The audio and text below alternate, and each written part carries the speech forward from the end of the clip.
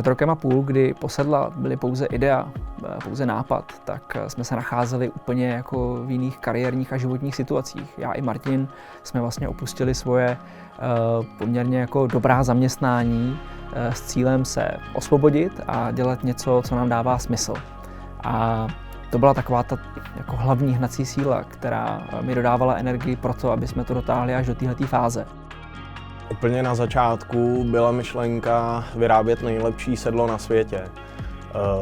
K tomu bylo těch důvodů ale víc, tím, že jsme s Jirkou oba cyklisti a jezdili jsme na kole v té době, kdy jsme zakládali posedla relativně hodně a uvědomovali jsme si, že problém bolení zadku není úplně marginální. Proto jsme se rozhodli, že budeme vyrábět sedlo.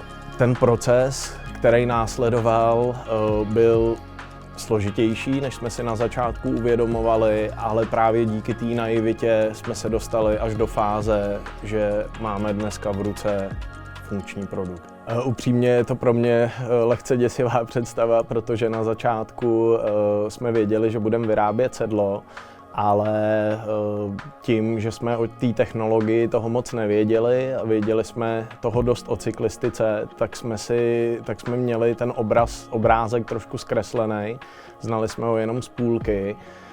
Asi nejtěžší na tom bylo prokousávat se vlastně tou novou technologií a ten proces poznávat.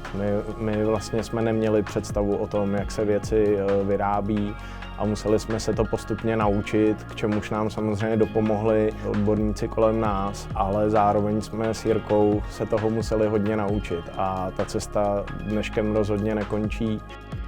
V dnešní době, když hledáš sedlo, který by ti dobře padlo, tak v tom lepším případě dojdeš do specializované prodejny, kde jsi konfrontovaný s výběrem z mnoha typů sedel, z různých tvarů, šířek, tvrdosti, zakřivení a podobně.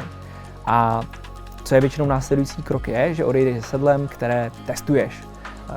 To ti nějak vyhovuje nebo nevyhovuje. Celé je to taková zvláštní metoda pokusu a omylu.